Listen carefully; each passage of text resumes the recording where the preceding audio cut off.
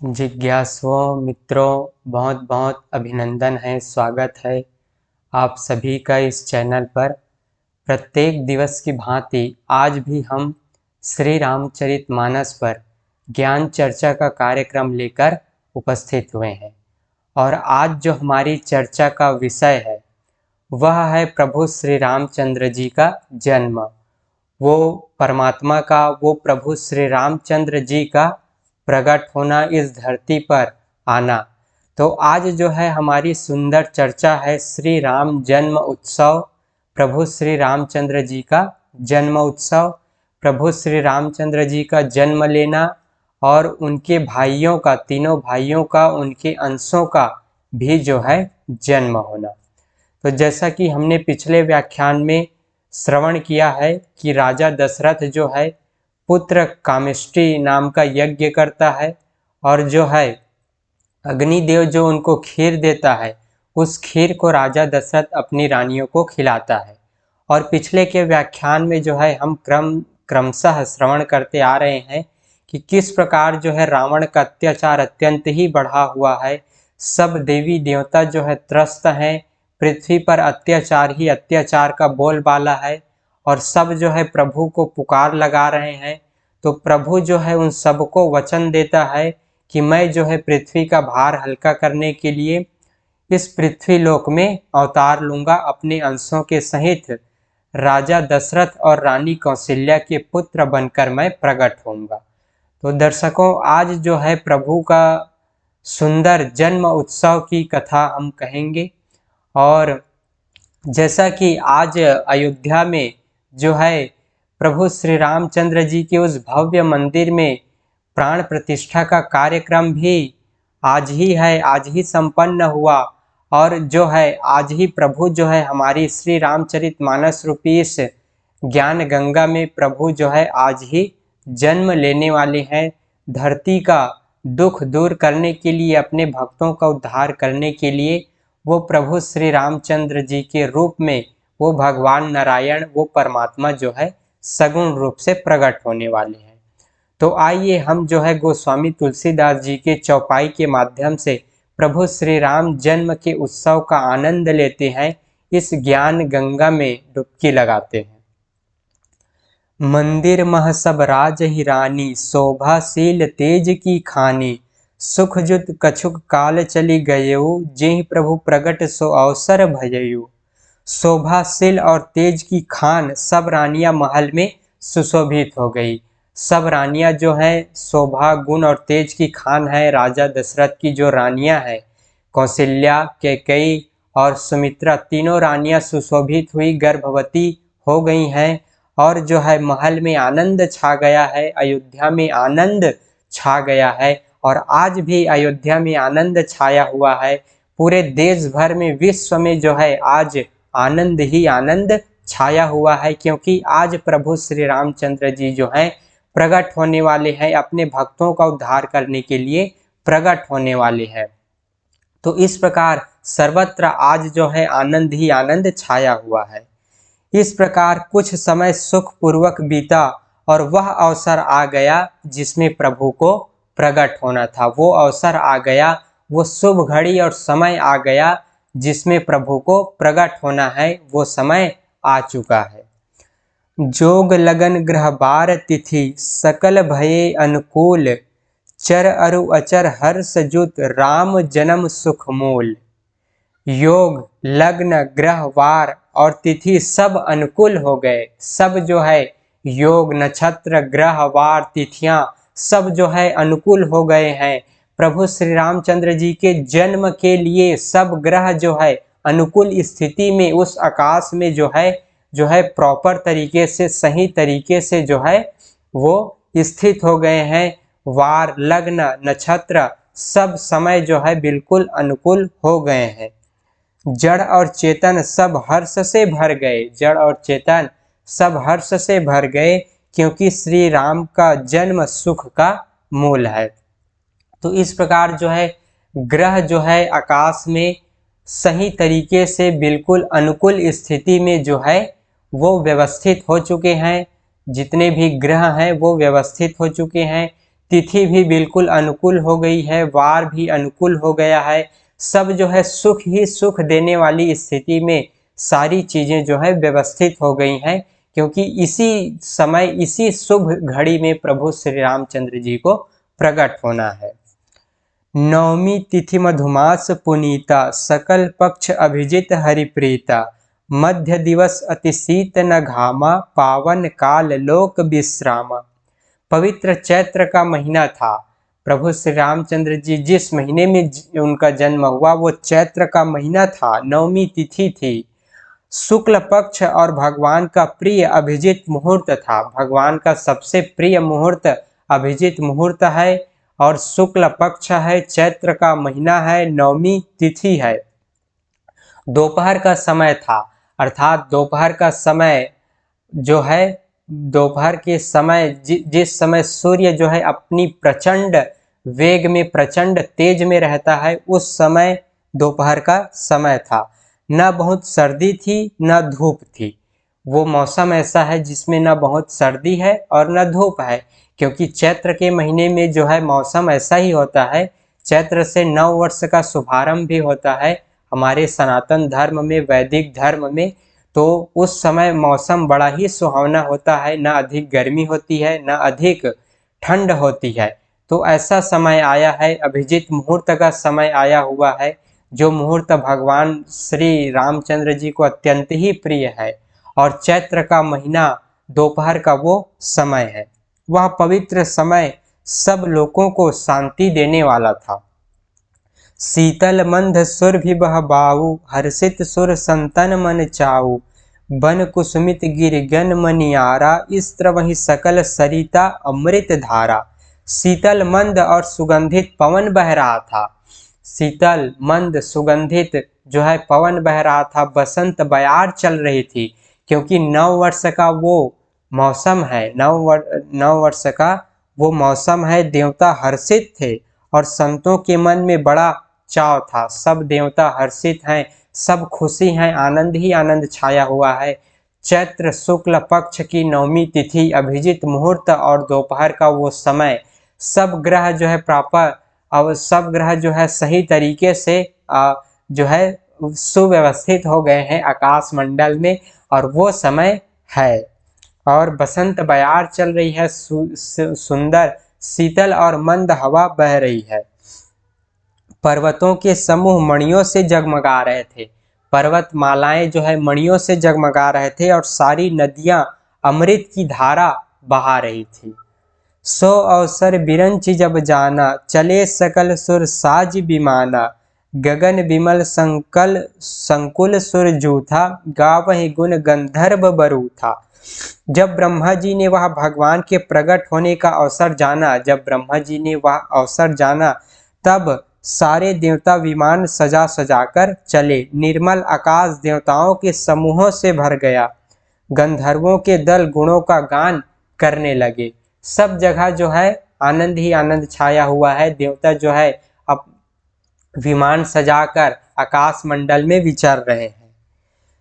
सुंदर अंजलियों में सजा सजाकर पुष्प बरसाने लगे। आकाश से जो है देवता लोग फूल बरसाने लगे। आकाश में नगाड़े बजने लगे। नाग मुनि देवता स्तुति करने लगे और बहुत प्रकार से अपनी अपनी सेवा भेंट करने लगे।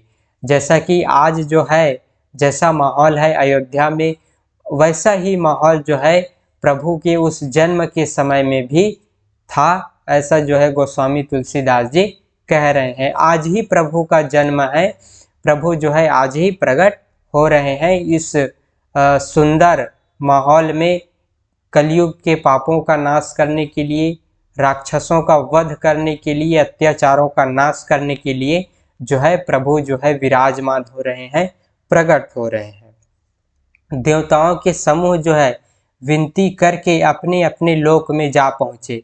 समस्त लोकों में शांति देने वाले जगतधार प्रभु प्रकट हुए।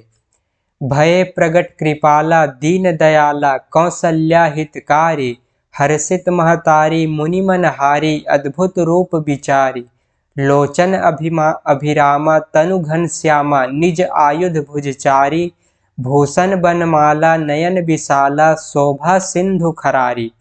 दीनों पर दया करने वाले कौशल्या जी के हितकारी कृपालु प्रभु प्रकट हुए। मुनियों के मन को हरने वाले उनके अद्भुत रूप का विचार करके माता जो है हर्ष से भर गई। नेत्रों को आनंद देने वाले मेघ के समान श्याम शरीर था। चारों भुजाओं में अपने आयुध अर्थात शस्त्र धारण किए हुए थे। दिव्य आभूषण और वनमाला पहने थे। बड़े बड़े नेत्र थे। इस प्रकार शोभा के समुद्र तथा खर राक्षस को मारने वाले भगवान जो है प्रकट हुए।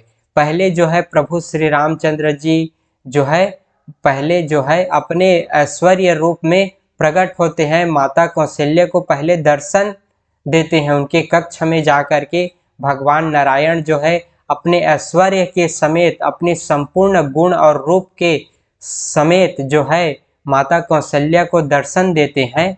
और जो है दोनों हाथ जोड़कर माता कहने लगी, माता कौशल्या जो है भगवान नारायण से कहने लगी, हे अनंत, मैं किस प्रकार आपकी स्तुति करूं। वेद और पुराण आपको जो है माया गुण और ज्ञान से परे और परिमाण रहित बतलाते हैं। श्रुतियां और संत जन दया और सुख का समुद्र सब गुणों का धाम कहकर जिनका गान करते हैं, वही भक्तों पर प्रेम करने वाले लक्ष्मीपति भगवान मेरे कल्याण के लिए प्रकट हुए हैं। ऐसा माता जो है कौशल्या जो है भगवान नारायण के उस रूप को निहारते हुए, उनके ऐश्वर्य रूप को निहारते हुए ऐसी कह रही है। वेद कहते हैं कि तुम्हारे प्रत्येक रोम में माया के रचे हुए अनेकों ब्रह्मांड भरे हुए हैं। आपके जो है हर रोम रोम में अनेकों ब्रह्मांड भरे हुए हैं। वे तुम मेरे गर्भ में रहे। इस हंसी के बात के सुनने पर धीर पुरुषों की बुद्धि भी स्थिर रहती नहीं, विचलित हो जाती है।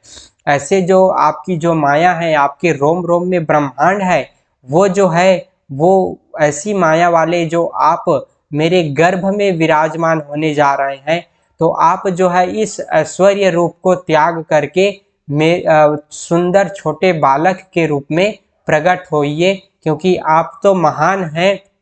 आपकी जो लीला है महान है, आपका गुण और प्रभाव महान है। आपके एक रोम रोम में भी समस्त ब्रह्मांड जो है उसमें समाया हुआ है।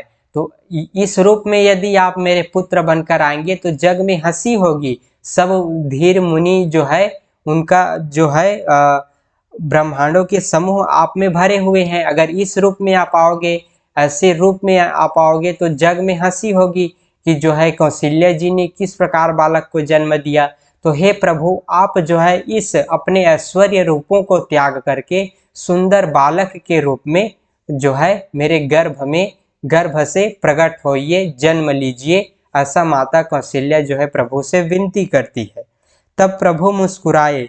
वे बहुत प्रकार के चरित्र कहना चाहते हैं, अतः उन्होंने सुंदर कथा कहकर माता को समझाया। प्रभु ने सुंदर कथा कहकर माता को समझाया, पूर्व जन्म की कथा को बताया कि हे माता, मैंने तुमको जो है वरदान दिया था कि मैं तुम्हारे पुत्र बनकर जो है प्रकट होऊंगा।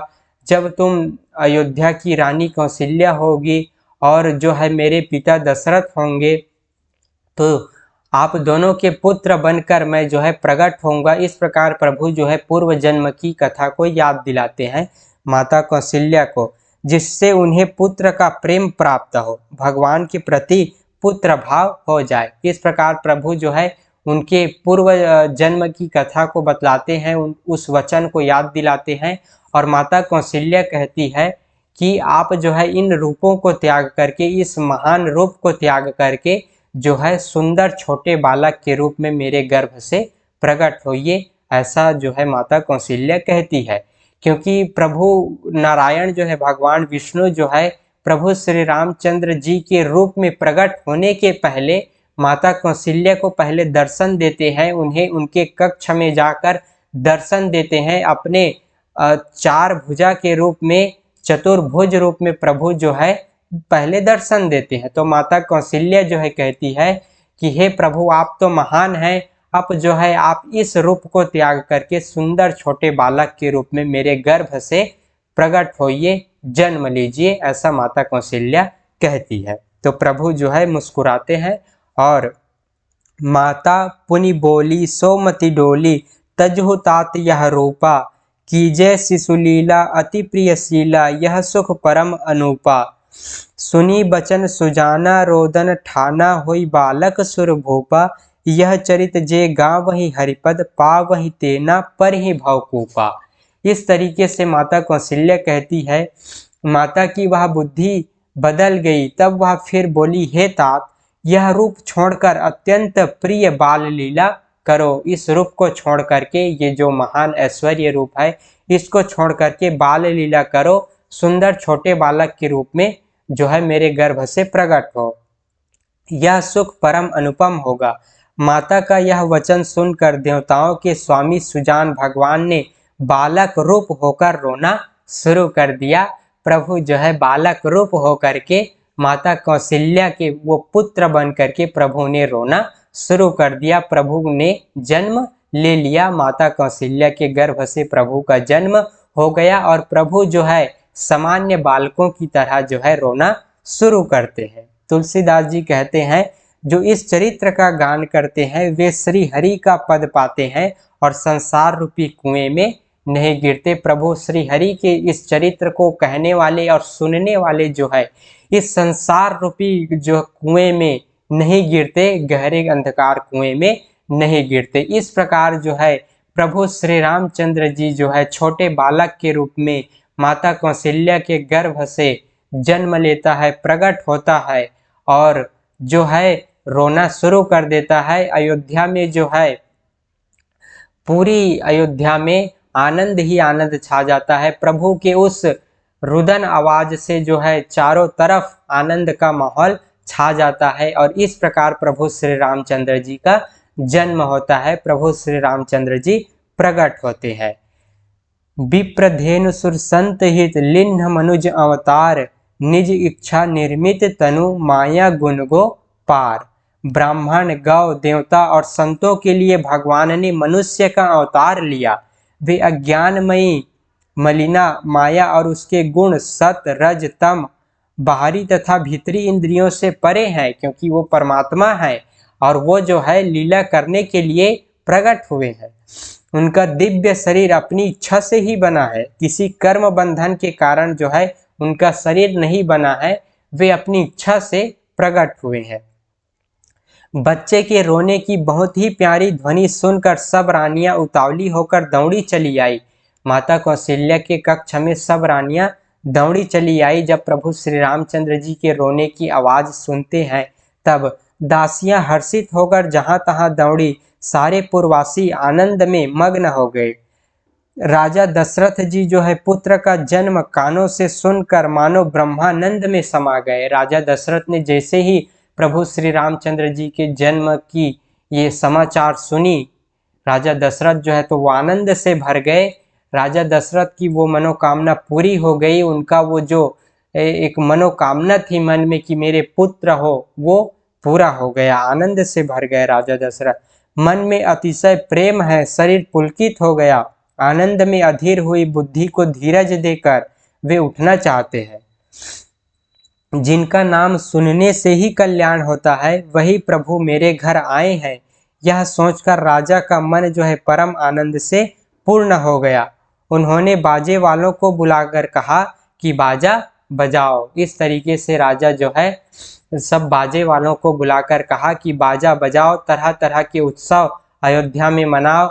जैसा कि आज अयोध्या में वो उत्सव मनाया जा रहा है, अयोध्या में ऐसा ही आनंद आज छाया हुआ है। इस तरीके से राजा दशरथ जो है अपने नगर में तरह तरह के उत्सव मनाते हैं। गुरु वशिष्ठ जी के पास बुलावा गया, उनके कुल गुरु वशिष्ठ जी के पास बुलावा गया। वे ब्राह्मणों के साथ लिए राजद्वार पर आए। उन्होंने जाकर अनुपम बालक को देखा जो रूप की राशि है और जिनके गुण कहने से समाप्त नहीं होते। इस प्रकार गुरु वशिष्ठ जी भी जो हैं आते हैं राजा दशरथ के बुलाने से और बालक को जाकर देखते हैं। फिर राजा ने नांदीमुख श्राद्ध करके सब जात कर्म संस्कार आदि किए। राजा ने जो है जितने भी संस्कार जन्म के बाद होते हैं वे सारे संस्कार जो है बिल्कुल शास्त्र रीति से राजा करते हैं। ब्राह्मणों को सोना, गौ, वस्त्र और मणियों का दान दिया। ध्वजा पताका तोरणों से छा गया। तरह तरह के दान देते हैं राजा ब्राह्मणों को, अयोध्या वासियों को, और जो है ध्वजा पताका से छा गया, उसका वर्णन ही नहीं हो सकता। आकाश से फूलों की वर्षा हो रही है। जिस प्रकार से सजाया गया है नगर को, उसका वर्णन नहीं किया जा सकता, वह अनुपम है। और जो है आकाश से फूलों की वर्षा होने लगी। देवता लोग जो है स्वर्ग में आनंद ही आनंद मना रहे हैं, उत्सव ही उत्सव मना रहे हैं। स्त्रियां की झुंड मिलकर चली। स्वाभाविक श्रृंगार किए हुए ही वे उठ दौड़ी। सोने का कलश लेकर और थालों में मंगल द्रव्य भरकर गाती हुई राजद्वार में प्रवेश करती है। सब स्त्रियां जो है, अयोध्या की स्त्रियां प्रभु श्री रामचंद्र जी के जन्म की समाचार को सुनकर सब जो है देखने के लिए आती है। और सब जो है थाली में आरती सजाकर प्रभु श्री रामचंद्र जी को देखने के लिए सब अयोध्यावासी आते हैं। राजा ने सब किसी को भरपूर दान दिया। जिसने पाया उसने भी नहीं रखा, लुटा दिया। राजा जो है सब अयोध्यावासियों को दान दे रहे हैं। सब गलियों के बीच बीच में कस्तूरी, चंदन और केसर की कीच मच गई। घर घर मंगलमय बधावा बजने लगा, क्योंकि शोभा के मूल भगवान प्रकट हुए हैं। सब घर घर में बधाइयाँ हो रही है। जो बधाई आज हो रहा है वही बधाई प्रभु श्री रामचंद्र जी के जन्म के उस समय यही बधाई हुई थी। नगर के स्त्री पुरुषों के झुंड जहां तहां आनंद मग्न हो रहे हैं। कैकेय सुता सुमित्रा दोऊ, सुंदर सुर जनमत भय ओऊ। वह सुख संपत्ति समय समाजा, कई न सकई सारद अहिराजा।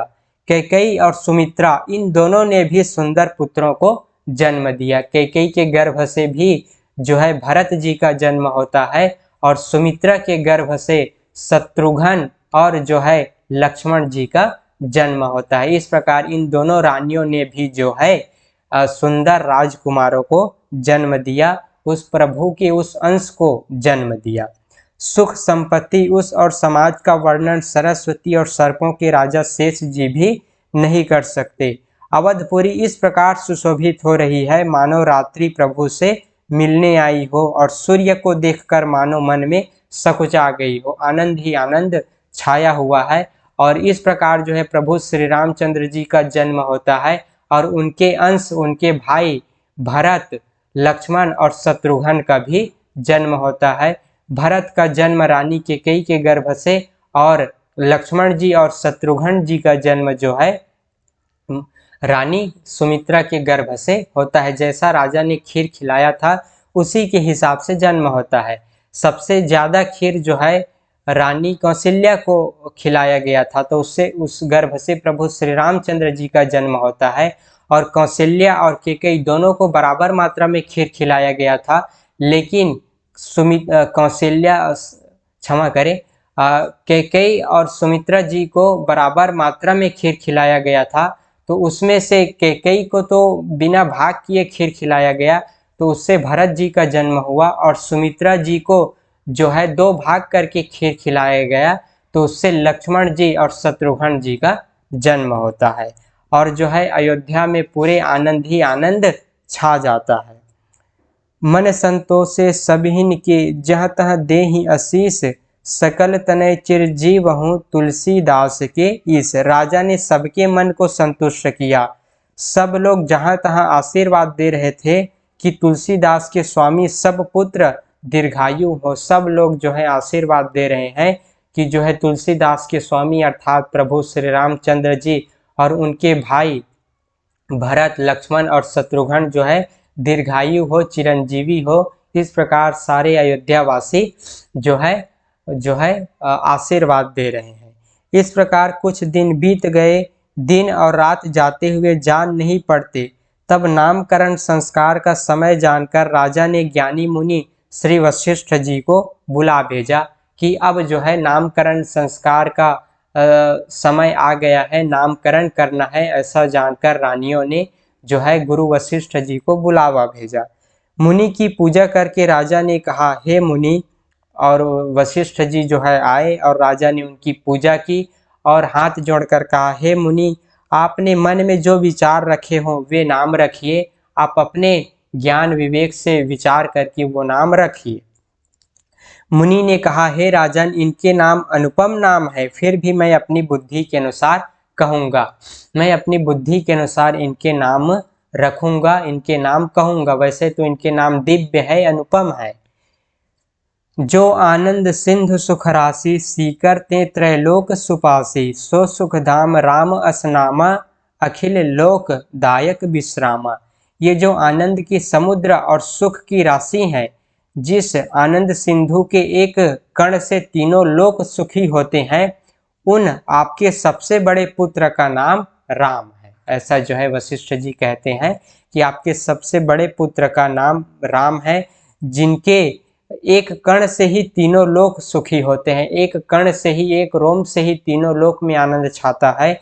जो आनंद की समुद्र है और सुख की राशि है, वे आपके सबसे बड़े पुत्र का नाम राम है, जो सुख का भवन और संपूर्ण लोकों को शांति देने वाला है। विश्व भरण पोषण कर जोई, ताकर नाम भरत अस होई। जाके सुमिरन तेरी पुनासा, नाम शत्रुघ्न वेद प्रकाशा। जो संसार का भरण पोषण करते हैं, उस आपके दूसरे पुत्र का नाम भरत होगा। जो संसार का भरण पोषण करेंगे, उनका जो है नाम भरत होगा। जिनके स्मरण मात्र से शत्रु का नाश होता है, उनका वेदों में प्रसिद्ध शत्रुघ्न नाम है। जिनका स्मरण करने से ही शत्रुओं का नाश हो जाता है, वो आपके पुत्र का नाम शत्रुघ्न होगा। और जो है लक्षण धाम राम प्रिय, सकल जगत आधार। गुरु वशिष्ठ ही राखा, लक्ष्मण नाम उदार। जो शुभ लक्षणों के धाम श्री राम जी के प्यारे और सारे जगत के आधार हैं, गुरु वशिष्ठ जी ने उनका लक्ष्मण ऐसा श्रेष्ठ नाम रखा। जो प्रभु श्री रामचंद्र जी के प्यारे हैं, लक्षणों और गुणों के धाम हैं, जगत के आधार है, उनका नाम जो है गुरु वशिष्ठ ने लक्ष्मण नाम रखा। और इस प्रकार जो है प्रभु श्री रामचंद्र जी का और उनके भाइयों का अयोध्या में जन्म होता है, उनका नामकरण होता है। तीनों लोकों में आनंद ही आनंद छा जाता है। राजा दशरथ और सभी रानियां अयोध्यावासी जो है आनंद से भर जाते हैं। और जो है इस प्रकार प्रभु श्री रामचंद्र जी का जन्म होता है। व्यापक ब्रह्म निरंजन निर्गुण, विगत विनोद सो अज प्रेम भक्ति, बस कौशल्या के गोद। अर्थात जो सर्वव्यापक निरंजन और निर्गुण है, विनोद रहित और अजन्मा ब्रह्म है, वही प्रेम और भक्ति के वश कौशल्या जी की गोद में खेल रहे हैं। जो अव्यक्त है, जो सर्वव्यापी है, जो निर्गुण और निराकार है, वही परमात्मा ब्रह्म जो है आज कौशल्या जी का पुत्र बनकर उनकी गोद में खेल रहे हैं, कौशल्या जी की गोद में खेल रहे हैं। और बाकी जो उनके अंश हैं, भरत जी, शत्रुघ्न जी और लक्ष्मण जी भी जो है, वो भी जो है रानी कैकेयी और सुमित्रा की गोद में खेल रहे हैं। इस प्रकार दर्शकों, प्रभु श्री रामचंद्र जी का जन्म होता है। कलयुग के पापों का नाश करने के लिए प्रभु श्री रामचंद्र जी जन्म लेते हैं। रावण के अत्याचार का दमन करने के लिए, रावण रूपी राक्षस को मारने के लिए प्रभु श्री रामचंद्र जी का जन्म होता है। तो हमारे भीतर भी जो रावण रूपी जो दुष्टता है, हमारे भीतर भी जो रावण नाम का जो राक्षस बैठा हुआ है, उनका वध करने के लिए प्रभु श्री रामचंद्र जी आज अयोध्या में विराजमान हुए हैं, अयोध्या में प्रकट हुए हैं। वो भी जो है हमारे भीतर बैठे उस रावण रूपी राक्षस को, जो दुष्टता करवाते हैं, जो तरह तरह के पाप कर्म हमसे करवाते हैं, प्रभु उनका नाश करे और हमें जो है सदगति की ओर ले जाए। आज अयोध्या में प्राण प्रतिष्ठा है, तो सिर्फ अयोध्या के राम मंदिर में ही प्राण प्रतिष्ठा नहीं होना चाहिए। हम जो है प्रभु श्री रामचंद्र जी को अपने इस हृदय रूपी अयोध्या के मंदिर में विराजमान करें, अपने इस हृदय रूपी मंदिर में उनकी प्राण को प्रतिष्ठित करें, उनकी प्राण प्रतिष्ठा करें। सिर्फ मंदिर में प्राण प्रतिष्ठा करने से जो है उतना प्रभाव नहीं होगा, जब जो प्रभाव हम अपने घट के भीतर जब प्रभु की प्राण प्रतिष्ठा करेंगे, तो उनका प्रभाव जो है सोने पर सुहागा होगा। तो हम जो है सिर्फ औपचारिकता ही ना करें, हम जो है अपने घट के भीतर भी प्रभु को विराजमान करें। उस मंदिर में विराजमान करने के साथ साथ अपने हृदय रूपी मंदिर में भी प्रभु को विराजें। तो इस प्रकार प्रभु श्री रामचंद्र जी का जन्म हुआ और जो है समस्त लोकों में आनंद ही आनंद छाया। उत्सव का जो माहौल पूरे अयोध्या में बना हुआ है। तो हम सब को जो है इस प्रकार प्रभु श्री रामचंद्र जी को अपने हृदय में विराजें और जो है हम सही दिशा में जाएं, सही रास्ते पर चलें। तो इस शुभकामना के साथ, इस मंतव्य के साथ आप सभी को श्री राम जन्म उत्सव की बहुत बहुत हार्दिक बधाई और अयोध्या राम मंदिर में प्राण प्रतिष्ठा के इस कार्यक्रम की, इस उत्सव की बहुत बहुत बधाई। आप सब के जीवन में कल्याण ही कल्याण उभरे। प्रभु जो है आप सबका कल्याण करे, आपके जीवन को आनंद और खुशियों से भरे। तो इस प्रकार इन्हीं शुभकामनाओं के साथ आज की इस चर्चा को हम यहीं पर विराम देते हैं। पुनः मिलेंगे आगे की चर्चा का कार्यक्रम लेकर, श्री रामचरितमानस की आगे की श्रृंखला का कार्यक्रम लेकर। अब प्रभु जो है प्रकट हो चुके हैं, आगे वो क्या क्या लीला करते हैं वे जो है हम आगे की चर्चा का कार्यक्रम लेकर प्रकट होंगे। तो बहुत बहुत आभार आप सभी का इस रामचरितमानस रूपी कथा का श्रवण करने के लिए, प्रभु के जन्म उत्सव का कथा श्रवण करने के लिए बहुत बहुत आभार आप सभी का। धन्यवाद। ओम तत्सत।